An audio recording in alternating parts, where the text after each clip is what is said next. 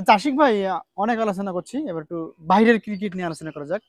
2024 champion ট্রফিতে পাকিস্তানে হয়, ভারত পাকিস্তানে যায়নি।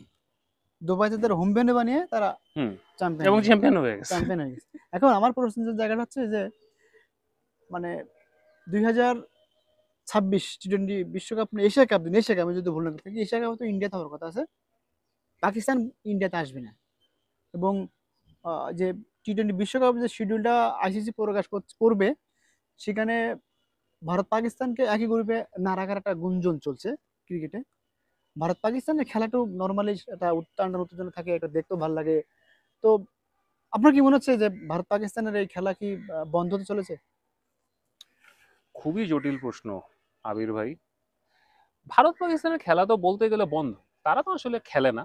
এটা সিরিজ তাদের খেলে না, সিরিজ দ্বিপাক্ষিক খেলে না, বড় বড় দ্বিপাক্ষিক টুর্নামেন্ট খেলে। বাইল্যাটারাল খেলা না, এটা তাদের ব্যাপার, তাদের দুই দেশ বুঝবে। এটা আমাদের বাংলাদেশ আর বাংলাদেশিদের, বাংলাদেশি ক্রিকেটের আমাদের, এটা আমাদের বিষয় না।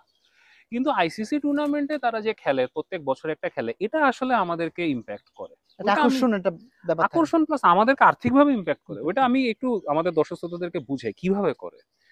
ধরেন ভারত পাকিস্তান আইসিসি টুর্নামেন্টে যে একটা ম্যাচ খেলে, চ্যাম্পিয়ন্স ট্রফিতে যে একটা ম্যাচ খেললো, আর এর আগে টি-20 ওয়ার্ল্ড কাপে নিউ ইয়র্কে যে একটা ম্যাচ খেললো, আর আগামী 2026 টি-20 ওয়ার্ল্ড কাপে তাদের কলম্বোতে যে ম্যাচ হওয়ার কথা ছিল, এই একটা ম্যাচে যে টাকা জেনারেট হয়, যে রেভিনিউ জেনারেট হয়, সেটাই হচ্ছে আইসিসির মূল টাকা পয়সা। এবং আমাদের যে এখন এই যে বিসিবির 250 কোটি টাকা আর 1300 কোটি টাকায় যেটা আমরা আসলে ব্যাংকে রাখতেছি, এই টাকাটা তো মূলত আমরা আইসিসি থেকে পাই।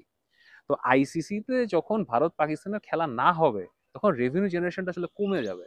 তো ওইটা আমাদের বাংলাদেশ ক্রিকেট বোর্ডের আর্নিংকেও আসলে একটা ইম্প্যাক্ট করবে। তো এটা একটা আমাদের জন্য একটা চিন্তার বিষয়। আর সেকেন্ড, যে আপনি যেটা বললেন যে ভারত পাকিস্তান 2026 সালে বিশ্বকাপে একই গ্রুপে থাকবে না, এরকম একটা, হ্যাঁ কথা সত্য, বিসিসিআই থেকে আইসিসি কে চিঠি লেখা হয়েছে যে তারা আসলে একই গ্রুপে থাকতে চাচ্ছে না। এবং আসলে বিসিসিআই এবং আইসিসির মধ্যে এগুলো কন্ট্রোভার্সিয়াল বিষয়, আমি যেতে চাই না, কিন্তু এখন যেহেতু আইসিসি প্রধান এখন একজন ভারতীয়, বিসিসিআই ভারতীয় ক্রিকেট বোর্ড, তাদের মধ্যে নিশ্চয়ই একটা আন্ডারস্ট্যান্ডিং আছে। সো বিসিসিআই যদি রিকোয়েস্ট করে, আইসিসির এটা না শোনার কোনো কারণ নেই।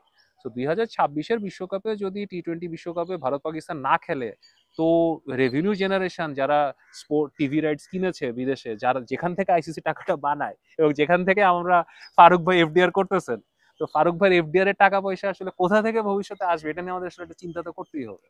এবং 2026 বলে 2027 ওয়ানডে বিশ্বকাপ আছে, সেটা তো যদি তারা না খেলে, তাহলে এটা বিসিবির জন্য এবং বাংলাদেশ ক্রিকেটের জন্য আমাদের একটা চিন্তার বিষয়। আসলে এখানে আমাদের কিছুই করার নাই, আমাদের এগুলো আমাদের হাতের বাইরে। কিন্তু বোর্ড মিটিং বলেন অথবা ক্রিকেটাররা নিজেরাও বলেন, সিনিয়র ক্রিকেটার একটু কনসার্ন একটা থাকবে যে ভবিষ্যতে কোন দিকে আমরা যাচ্ছি। আইসিসি থেকে টাকা পয়সা আসা যদি কমে যায় অথবা আস্তে আস্তে বন্ধের দিকে যায়, তাইলে আসলে ক্রিকেটকে কিভাবে আমরা সামনে নিব, তো আমাদেরকে চিন্তা করতে হবে।